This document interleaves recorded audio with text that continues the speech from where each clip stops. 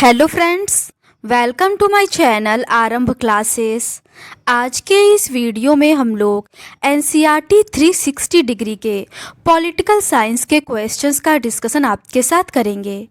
इस बुक में क्लास 6 से लेकर 12 तक पॉलिटिकल साइंस के सभी चैप्टर्स के पेज बाय पेज क्वेश्चंस दिए हुए हैं, जो सभी एग्जाम्स के लिए बहुत ही यूज़फुल है।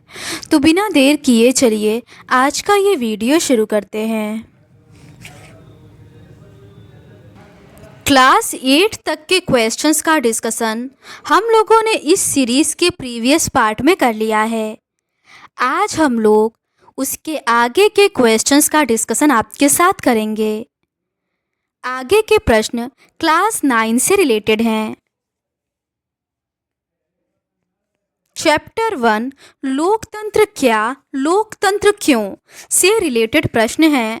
पहला प्रश्न है, लोगों के लिए लोगों की और लोगों के द्वारा चलने वाली शासन व्यवस्था क्या कहलाती है। इसका सही आंसर है ऑप्शन बी, लोकतंत्र। लोगों के लिए लोगों की और लोगों के द्वारा चलने वाली शासन व्यवस्था ही लोकतंत्र है। अगला प्रश्न है, डेमोक्रेसी डैश शब्द डेमोक्रेसिया से बना है। इसका सही आंसर है ऑप्शन सी, यूनानी शब्द। डेमोक्रेसी यूनानी शब्द डेमोक्रेसिया से बना है। यूनानी में डेमोस का अर्थ होता है लोग और क्रेशिया का अर्थ होता है शासन। इस प्रकार डेमोक्रेसी अर्थात लोकतंत्र का अर्थ है लोगों का शासन। अगला प्रश्न है, यूनानी में शब्द डेमोस का अर्थ होता है। इसका सही आंसर है ऑप्शन बी, लोग।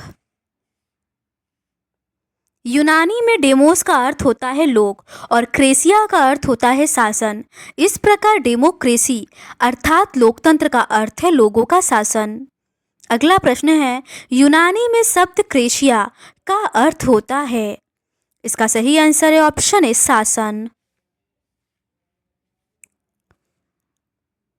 डेमोक्रेसी यूनानी शब्द डेमोक्रेसिया से बना है।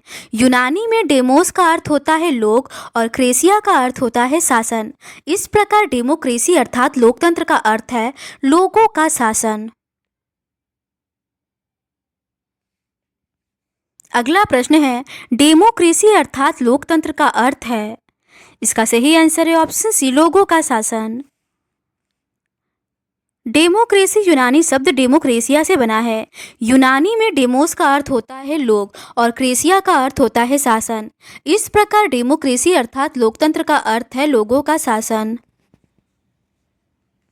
अगला प्रश्न है, डैश शासन का एक ऐसा रूप है जिसमें शासकों का चुनाव लोग करते हैं। इसका सही आंसर है ऑप्शन बी, लोकतंत्र। लोकतंत्र शासन का एक ऐसा रूप है जिसमें शासकों का चुनाव लोग करते हैं। अगला प्रश्न है, निम्नलिखित में से कौन कथन असत्य है। इसका सही आंसर है ऑप्शन सी, लोकतंत्र का अर्थ होता है नेता या सरकार का शासन। ये गलत है। सैनिक शासकों का चुनाव लोगों ने नहीं किया है, बल्कि जिन लोगों का सेना पर नियंत्रण था वे देश के शासक बन गए। ये सही है। सऊदी अरब के शाह लोगों द्वारा शासक नहीं चुने गए, बल्कि राज परिवार में जन्म लेने के कारण उन्होंने यह हक पाया है। ये भी सही है। म्यांमार के सैनिक शासकों का चुनाव लोगों ने नहीं किया है। जिन लोगों का सेना पर नियंत्रण था वे देश के शासक बन गए। शासक के फैसलों में लोगों की कोई भागीदारी नहीं है। पिनोशे जैसे तानाशाहों का चुनाव लोग नहीं करते। यही बात राजशाहियों पर भी लागू होती है। सऊदी अरब के शाह लोगों द्वारा शासक नहीं चुने गए हैं, बल्कि राज परिवार में जन्म लेने के कारण उन्होंने यह हक पाया है। लेकिन यह सरल परिभाषा पूर्ण या पर्याप्त नहीं है।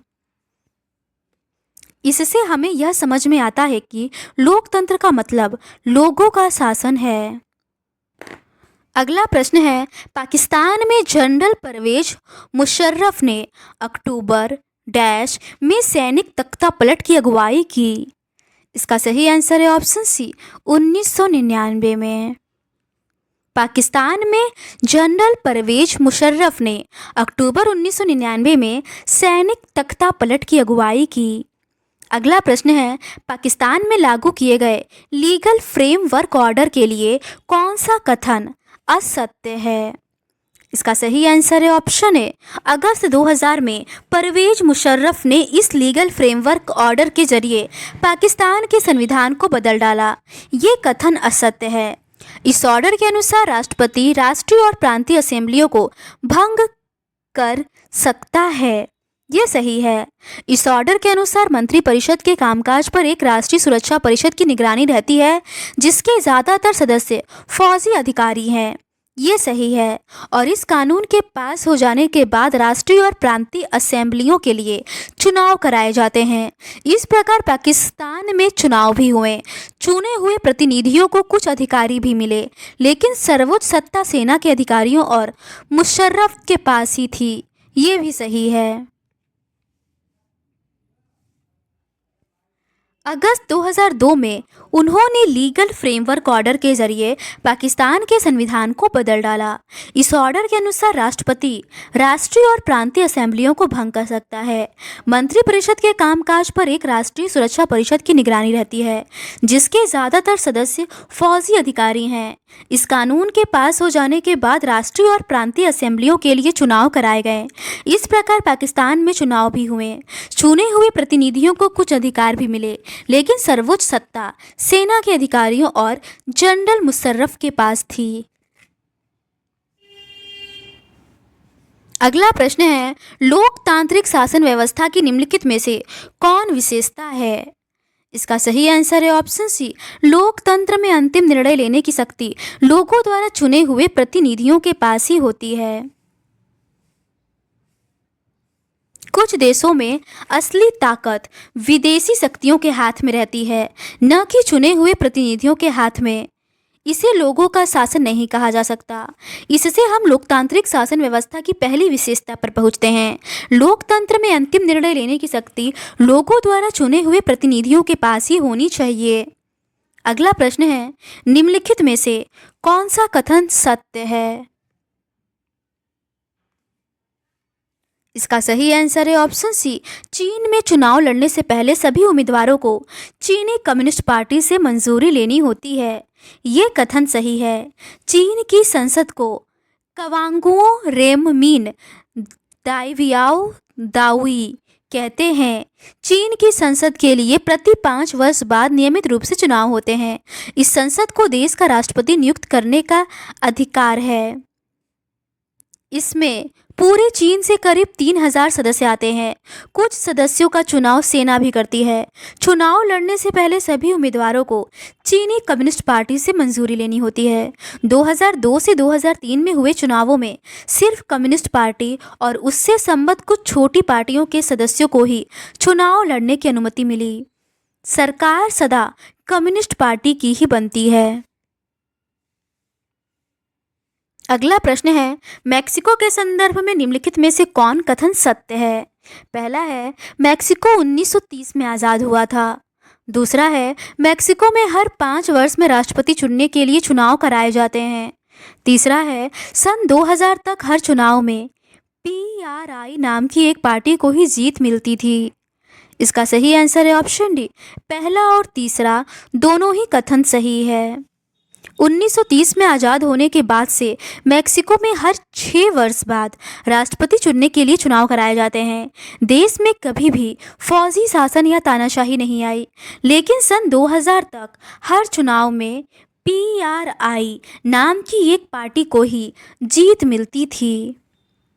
अगला प्रश्न है, लोकतंत्र के लिए निम्नलिखित में से कौन सी विशेषता नहीं होती है? पहला है, लोकतंत्र के लिए सिर्फ चुनाव कराना ही पर्याप्त होता है, जिसके माध्यम से केवल एक ही राजनीतिक पार्टी से नेता चुनने का अवसर मिले। दूसरा है, लोकतंत्र में लोगों के पास यह विकल्प रहना चाहिए कि वे चाहे तो शासक दल को गद्दी से उतार दें। तीसरा है, लोकतंत्र निष्पक्ष और स्वतंत्र चुनावों पर आधारित होना चाहिए, ताकि सत्ता में बैठे लोगों के लिए जीत हार के समान अवसर हो। इसका सही आंसर है ऑप्शन ए, केवल पहला विशेषता सही नहीं है, दूसरा और तीसरा सही है।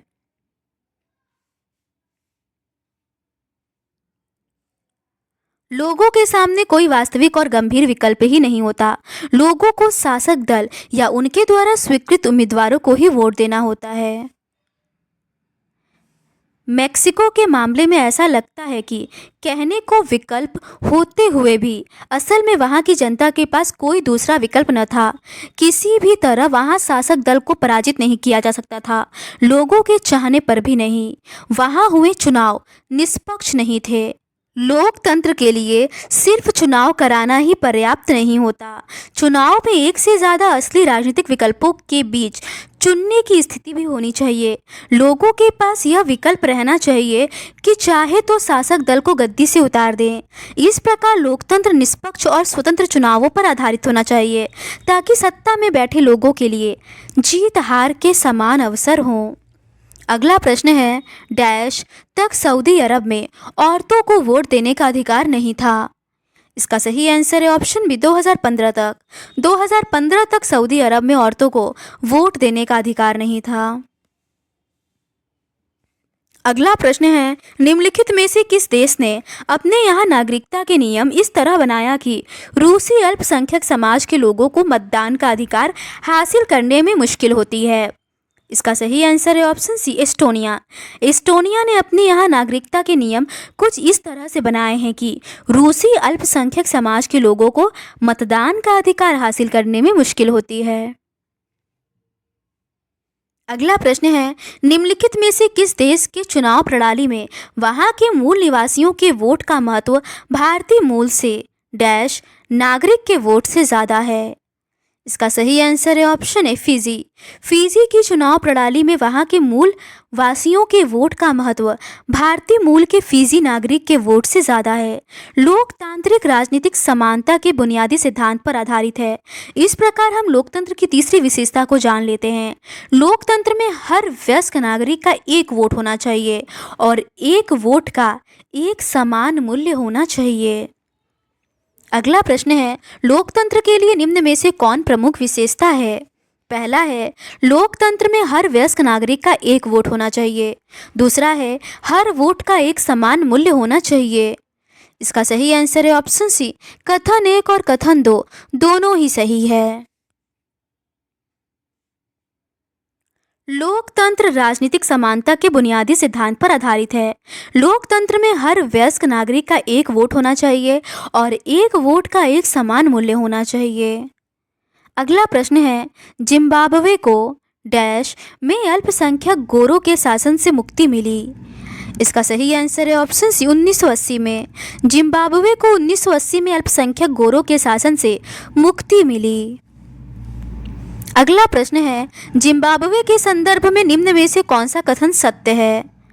इसका सही आंसर है ऑप्शन डी उपर्युक्त में से सभी।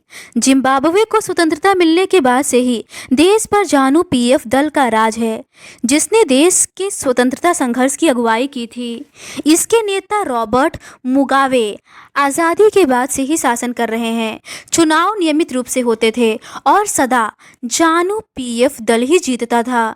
राष्ट्रपति मुगाबे कम लोकप्रिय नहीं थे, पर वे चुनाव में गलत तरीके भी अपनाते थे, जिसके कारण 2017 में मुगाबे को राष्ट्रपति पद से हटा दिया गया।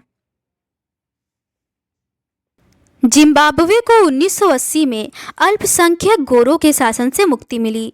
उसके बाद देश पर जानू पीएफ दल का राज है, जिसने देश के स्वतंत्रता संघर्ष की अगुवाई की थी।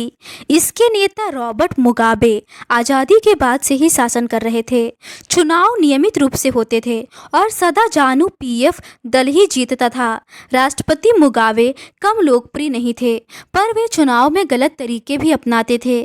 आज़ादी के बाद से उनकी सरकार ने कई और उन पर सिर्फ शासक दल के विचार ही प्रसारित होते थे।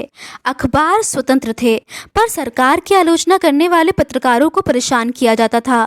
सरकार ने कुछ ऐसे अदालती फैसले की परवाह नहीं की जो उसके खिलाफ जाते थे और उसने जजों पर दबाव भी डाला। 2017 में मुगाबे को राष्ट्रपति के पद से हटा दिया गया। अगला प्रश्न है, लोकतांत्रिक सरकार से क्या तात्पर्य है। इसका सही आंसर है ऑप्शन सी एक लोकतांत्रिक सरकार संवैधानिक कानूनों और नागरिक अधिकारों द्वारा खींची लक्ष्मण रेखा के भीतर ही काम करती है। एक लोकतांत्रिक सरकार सिर्फ इस कारण से मनमानी नहीं कर सकती कि उसने चुनाव जीता है। उसे भी कुछ बुनियादी तौर तरीकों का पालन करना होता है। खास तौर से उसे अल्पमत वाले समूहों को दी गई कुछ गारंटियों का आदर करना होता है। हर प्रमुख फैसला लंबे विचार विमर्श के बाद लेना होता है। हर पदाधिकारी को उस पद के साथ जुड़े अधिकार और जिम्मेदारियां संविधान द्वारा दी जाती है। एक लोकतांत्रिक सरकार संवैधानिक कानूनों और नागरिक अधिकारों द्वारा खींची लक्ष्मण रेखा के भीतर ही काम करती है। अगला प्रश्न है, चीनी सरकार ने निम्नलिखित में से किस लोकप्रिय वेबसाइटों पर बंदिशें लगाकर इंटरनेट पर सूचना के मुक्त प्रवाह को रोक दिया? इसका सही आंसर है ऑप्शन सी, ए और बी दोनों, गूगल और याहू। चीनी सरकार ने गूगल और याहू जैसी लोकप्रिय वेबसाइटों पर बंदिशें लगाकर इंटरनेट पर सूचना से मुक्त प्रवाह को रोक दिया। अगला प्रश्न है, लोकतंत्र की कुछ विशेषताओं को बताया गया है। इसके अनुसार लोकतंत्र शासन का एक ऐसा रूप है जिसमें, इसका सही आंसर है ऑप्शन डी, उपर्युक्त में से सभी। लोगों द्वारा चुने गए शासक ही सारे प्रमुख फैसले करते हैं। चुनाव लोगों के लिए निष्पक्ष अवसर और इतने विकल्प उपलब्ध कराता है कि वे चाहे तो मौजूदा शासकों को बदल सकते हैं। यह विकल्प और अवसर सभी लोगों को समान रूप से उपलब्ध हों और इस चुनाव में बनी सरकार संविधान द्वारा तय बुनियादी कानूनों और नागरिक अधिकारों के दायरे को मानते हुए काम करती है।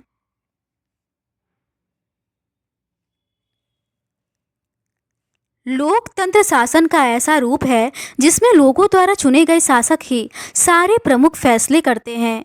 चुनाव लोगों के लिए निष्पक्ष अवसर और इतने विकल्प उपलब्ध कराता है कि वे चाहे तो मौजूदा शासकों को बदल सकते हैं। यह विकल्प और अवसर सभी लोगों को समान रूप से उपलब्ध हों और इस चुनाव से बनी सरकार संविधान द्वारा तय बुनियादी कानूनों और नागरिक अधिकारों के दायरे को मानते हुए काम करती है। अगला प्रश्न है, भारत एक निम्नलिखित में से किस तंत्र को मानने वाला देश है? इसका सही आंसर है ऑप्शन बी, लोकतंत्र। हम लोकतांत्रिक देश में रहते हैं। दुनिया भर में सभी जगह लोग लोकतंत्र चाहते हैं। जिन देशों में पहले लोकतांत्रिक शासन प्रणाली नहीं थी, वहाँ भी अब ये अपनाया जा रहा है। अगला प्रश्न है, निम्नलिखित में से कौन कथन लोकतंत्र के खिलाफ तर्क नहीं करती है? इसका सही आंसर है ऑप्शन डी, लोकतंत्र में यह जरूरी है कि शासन करने वाले आम लोगों की जरूरतों पर तत्काल ध्यान देना चाहिए। लोकतंत्र के खिलाफ तर्क, इस चर्चा में लोकतंत्र के खिलाफ वे अधिकांश तर्क सामने आ गए हैं जिन्हें हम आम तौर पर सुनते हैं। ये तर्क कुछ इस प्रकार के होते हैं। लोकतंत्र में नेता बदलते रहते हैं, इससे अस्थिरता पैदा होती है। लोकतंत्र का मतलब सिर्फ राजनीतिक लड़ाई और सत्ता का खेल है। यहाँ नैतिकता की कोई जगह नहीं होती। लोकतांत्रिक व्यवस्था में इतने सारे लोगों से बहस और चर्चा करनी पड़ती है कि हर फैसले में देरी होती है। लोकतंत्र में चुनावी लड़ाई महत्वपूर्ण और खर्चीली होती है, इसीलिए इसमें भ्रष्टाचार होता है। अगला प्रश्न है, निम्नलिखित में से किस देश में 1958 से 61 के दौरान पड़ा अकाल विश्व इतिहास का अब तक का ज्ञात सबसे भयावह अकाल था? इसका सही आंसर है ऑप्शन सी, चीन। चीन में 1958 से 61 के दौरान पड़ा अकाल विश्व इतिहास का अब तक का ज्ञात सबसे भयावह अकाल था। इसमें करीब 3 करोड़ लोग भूख से मरे। उन दिनों भारत की आर्थिक स्थिति चीन से कोई बहुत अधिक अच्छी नहीं थी, फिर भी भारत में चीन के समान अकाल और भूखमरी की स्थिति नहीं आई। अर्थशास्त्रियों का मानना है कि ऐसा दोनों देशों की सरकारी नीतियों के अंतर के कारण हुआ। अगला प्रश्न है, अर्थशास्त्रियों का यह भी कहना है कि किसी भी स्वतंत्र और लोकतांत्रिक देश में कभी भी बड़ा अकाल और बड़ी संख्या में भूखमरी नहीं हुई है, क्योंकि इसका सही आंसर है ऑप्शन डी, उपर्युक्त में से कोई नहीं। चीन और भारत देशों की सरकारी नीतियों में अंतर है। भारत में लोकतांत्रिक व्यवस्था होने से भारत सरकार ने खाद्य सुरक्षा के मामलों में जिस तरह से काम किया है वैसा करने की ज़रूरत चीनी सरकार ने महसूस नहीं की। अर्थशास्त्रियों का यह भी कहना है कि किसी भी स्वतंत्र और लोकतांत्रिक देश में कभी भी बड़ा अकाल और बड़ी संख्या में भूखमरी नहीं हुई है। अगर चीन में भी बहुदलीय चुनावी व्यवस्था होती, विपक्षी दल होता और सरकार की आलोचना कर सकने वाली स्वतंत्र मीडिया होती तो इतने सारे लोग भूख से नहीं मर सकते थे। अगला प्रश्न है, गैर लोकतांत्रिक सरकार के लिए कौन सा कथन सत्य है? पहला है, ये सरकार लोगों की ज़रूरतों पर ध्यान दे भी सकती है और नहीं भी, और यह सब सरकार चलाने वालों की मर्जी पर निर्भर करता है। दूसरा है, शासकों को उनके लोगों की इच्छा के अनुरूप काम करने की सख्त ज़रूरत होती है। इसका सही आंसर है ऑप्शन ए, केवल पहला कथन सही है। गैर लोकतांत्रिक सरकार लोगों की ज़रूरतों पर ध्यान दे भी सकती है और नहीं भी, और यह सब सरकार चलाने वालों की मर्जी पर निर्भर करेगा। अगर शासकों को कुछ करने की ज़रूरत नहीं लगती तो उनको लोगों की इच्छा के अनुरूप काम करने की ज़रूरत नहीं है। पर लोकतंत्र में यह ज़रूरी है कि शासन करने वाले आम लोगों की ज़रूरतों पर तत्काल ध्यान दे। लोकतांत्रिक शासन पद्धति दूसरों से बेहतर है क्योंकि यह शासन का अधिक जवाबदेही वाला स्वरूप है। अगला प्रश्न है, लोकतांत्रिक शासन पद्धति दूसरों से बेहतर है क्योंकि यह शासन का डैश जवाबदेही वाला स्वरूप है। इसका सही आंसर है ऑप्शन बी, अधिक। लोकतांत्रिक शासन पद्धति दूसरों से बेहतर है क्योंकि यह शासन का अधिक जवाबदेही वाला स्वरूप है। अगला प्रश्न है, लोकतंत्र के लिए निम्नलिखित में से कौन सा कथन असत्य है? इसका सही आंसर है ऑप्शन सी, लोकतंत्र में कोई भी हमेशा अस्थायी विजेता ही होता है। ये कथन असत्य है। लोकतंत्र का आधार व्यापक चर्चा और बहसें हैं। लोकतांत्रिक फैसले में हरदम ज़्यादा लोग शामिल होते हैं। चर्चा करके फैसले होते हैं, बैठकी होती हैं। अगर किसी एक मामले पर अनेक लोगों की सोच लगी हो तो उसमें गलतियों की गुंजाइश कम से कम हो जाती है। इसमें कुछ ज़्यादा समय ज़रूर लगता है, लेकिन महत्वपूर्ण मसलों पर थोड़ा समय लेकर फैसला करने के अपने लाभ भी हैं। इससे ज़्यादा उग्र या गैर जिम्मेवार फैसले लेने की संभावना घटती है। इस प्रकार लोकतंत्र बेहतर निर्णय लेने की संभावना बढ़ाता है। इसी से जुड़ा तीसरा तर्क भी है। लोकतंत्र मतभेदों और टकरावों को संभालने का तरीका उपलब्ध कराता है। किसी भी समाज में लोगों ये सभी अलग अलग दृष्टिकोण से देखते हैं और उनकी पसंद में भी अंतर है। एक समूह की पसंद और दूसरे समूह की पसंद में टकराव भी होता है। ऐसे टकराव को कैसे सुलझाएंगे? इसे ताकत के बल पर सुलझाया जा सकता है। जिस समूह के पास ज़्यादा ताकत होगी वह दूसरे को दबा देगा और कमज़ोर समूह को इसे मानना होगा, लेकिन इससे नाराज़गी और असंतोष पैदा होगा। ऐसी स्थिति में विभिन्न समूह ज़्यादा समय तक साथ नहीं रह सकते। लोकतंत्र इस समस्या का एकमात्र शांतिपूर्ण समाधान उपलब्ध कराता है। लोकतंत्र में कोई भी अस्थायी विजेता नहीं होता और कोई अस्थायी रूप से पराजित नहीं होता। विभिन्न समूह एक दूसरे के साथ शांतिपूर्ण ढंग से रह सकते हैं। भारत की तरह विविधता वाले देश को लोकतंत्र ही एकजुट बनाए हुए है। अगला प्रश्न है, बेहतर सरकार और सामाजिक जीवन पर प्रभाव के हिसाब से निम्न में से कौन सा तर्क लोकतंत्र को काफ़ी मजबूत साबित करते हैं? इसका सही आंसर है ऑप्शन डी, उपयुक्त में से सभी। लोकतंत्र बेहतर निर्णय लेने की संभावना बढ़ाता है। लोकतंत्र मतभेदों और टकरावों को संभालने का तरीका उपलब्ध कराता है और लोकतांत्रिक शासन पद्धति दूसरों से बेहतर है क्योंकि यह शासन का अधिक जवाबदेही वाला स्वरूप है। लोकतंत्र का आधार व्यापक चर्चा और बहसें हैं। लोकतांत्रिक फैसले में हरदम ज़्यादा लोग शामिल होते हैं। चर्चा करके फैसले होते हैं, बैठकें होती हैं। अगर किसी एक मसले पर अनेक लोगों की सोच लगी हो तो उसमें गलतियों की गुंजाइश कम से कम हो जाती है। इससे कुछ ज़्यादा समय ज़रूर लगता है, लेकिन महत्वपूर्ण मसलों पर थोड़ा समय लेकर फैसले करने के अपने लाभ भी हैं। इससे ज़्यादा उग्र या गैर जिम्मेदार फैसले लेने की संभावना घटती है। इस प्रकार लोकतंत्र बेहतर निर्णय लेने की संभावना बढ़ाता है। लोकतंत्र मतभेदों और टकरावों को संभालने का तरीका उपलब्ध कराता है। लोकतांत्रिक शासन पद्धति दूसरों से बेहतर है क्योंकि यह शासन का अधिक जवाबदेही वाला स्वरूप है। अगला प्रश्न है, निम्नलिखित में से कौन सा कथन सत्य है? पहला है, लोकतंत्र में नागरिकों का सम्मान नहीं बढ़ता है। दूसरा है, लोकतांत्रिक व्यवस्था दूसरों से बेहतर है क्योंकि इसमें हमें अपनी गलती ठीक करने का अवसर भी मिलता है। इसका सही आंसर है ऑप्शन बी, केवल दूसरा। लोकतांत्रिक व्यवस्था दूसरों से बेहतर है क्योंकि इसमें हमें अपनी गलती ठीक करने का अवसर भी मिलता है। लोकतंत्र नागरिकों का सम्मान बढ़ाता है। लोकतंत्र राजनीतिक समानता के सिद्धांत पर आधारित है। यहाँ सबसे गरीब और अनपढ़ को भी वही दर्जा प्राप्त है जो अमीर और पढ़े लिखे लोगों को है। अगला प्रश्न है, डैश का सबसे आम रूप है प्रतिनिधित्व वाला डैश। इसका सही आंसर है ऑप्शन बी, लोकतंत्र। हमारे समय में लोकतंत्र का सबसे आम रूप है प्रतिनिधि वाला लोकतंत्र। अगला प्रश्न है, बहुमत का शासन भी चुने हुए प्रतिनिधियों के माध्यम से ही होता है। यह जरूरी हो जाता है क्योंकि पहला है, आधुनिक लोकतांत्रिक शासन व्यवस्था में इतने अधिक लोग होते हैं कि हर बात के लिए सबको साथ बैठाकर सामूहिक फैसला कर पाना संभव ही नहीं हो सकता है। दूसरा है, अगर यह संभव हो तब भी हर एक नागरिक के पास फैसले में भाग लेने का समय, इच्छा या योग्यता और कौशल नहीं होता है। इसका सही आंसर है ऑप्शन सी, उपर्युक्त में से दोनों। बहुमत का शासन भी चुने हुए प्रतिनिधियों के माध्यम से होता है।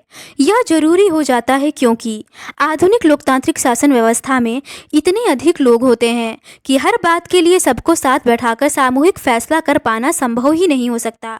अगर यह संभव है तब भी हर एक नागरिक के पास हर फैसले में भाग लेने का समय, इच्छा और योग्यता और कौशल नहीं होता। अगला प्रश्न है, लोकतांत्रिक फैसले का मतलब निम्नलिखित में से होता है।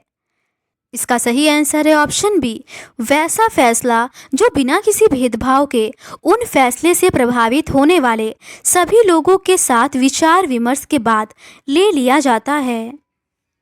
लोकतंत्र शब्द का इस तरह प्रयोग फैसले लेने के उसके बुनियादी तरीके को उजागर करता है।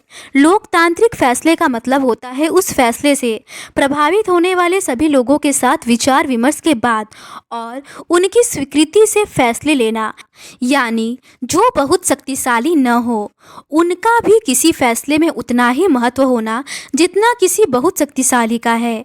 यह बात सरकार या परिवार पर भी लागू होती है और किसी अन्य संगठन पर भी। इस प्रकार लोकतंत्र एक ऐसा सिद्धांत है जिसका प्रयोग जीवन के किसी भी क्षेत्र में हो सकता है। अगला प्रश्न है, हम लोकतंत्र को इतना महत्व देते हैं क्योंकि। इसका सही आंसर है ऑप्शन डी, उपर्युक्त में से कोई नहीं। हम लोकतंत्र को इतना महत्व देते हैं क्योंकि इससे हमें मौजूदा लोकतांत्रिक व्यवस्थाओं को परखने और उनकी कमजोरियों की पहचान करने में मदद मिलती है। इससे हमें न्यूनतम या काम चलाऊ लोकतंत्र और अच्छे लोकतंत्र के बीच का अंतर समझने में मदद मिलती। फिर भी आदर्श के रूप में लोकतंत्र की हमारी समझदारी हमें बार बार यह याद दिलाती है कि हम लोकतंत्र को इतना महत्व क्यों देते हैं। इससे हमें मौजूदा लोकतांत्रिक व्यवस्थाओं को परखने और उनकी कमजोरियों की पहचान करने में मदद मिलती है। इससे हमें न्यूनतम या काम चलाऊ लोकतंत्र और अच्छे लोकतंत्र के बीच का अंतर समझने में मदद मिलती है। अगर इस व्यवस्था में बेहतर फैसले लेने और उत्तरदायी सरकार चलाने का काम न भी हो तब भी यह दूसरों से बेहतर है। लोकतंत्र नागरिकों का सम्मान बढ़ाता है। लोकतंत्र राजनीतिक समानता के सिद्धांत पर आधारित है। यहाँ सबसे गरीब और अनपढ़ को भी वही दर्जा प्राप्त है जो अमीर और पढ़े लिखे लोगों को है।